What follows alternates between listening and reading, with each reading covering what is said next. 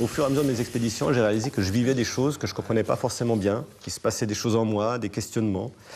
Et quand j'ai commencé à lire la littérature scientifique sur ces sujets, j'ai constaté qu'on avait peu d'informations et très peu d'expériences in situ, d'études in situ. Parce que quand on a une situation difficile, de stress, de tempête ou autre, finalement, on étudie les gens après, une fois que la situation s'est passée, mais rarement pendant. Donc j'ai été voir des spécialistes, des psychologues, des physiologistes, pour essayer de voir avec eux comment on pouvait travailler pour mieux comprendre ce qui se passait pour le corps et pour l'esprit dans des conditions extrêmes.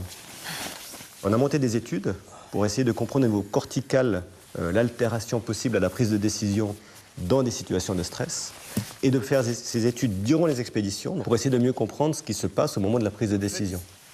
Hier soir, j'étais tellement fatigué,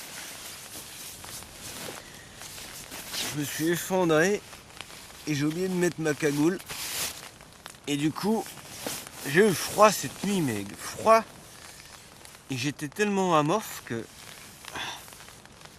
je savais même pas. Je savais même pas pourquoi j'avais froid comme ça. C'est un domaine qui est en devenir, qui a encore un champ d'études énorme et qui m'amène à penser qu'aujourd'hui, une grande part de notre travail d'explorateur, au-delà du terrestre et de la découverte de peuples, de la découverte d'un certain nombre de choses, est aussi dans la compréhension de l'humain, de ce qu'on est. Peut-être que la plus belle planète à explorer aujourd'hui, c'est le cerveau, dont on connaît finalement très peu. Et nous, à notre manière, en étant soumis à des conditions et en se soumettant à des conditions difficiles, on peut peut-être apporter une petite part de connaissance à cette recherche.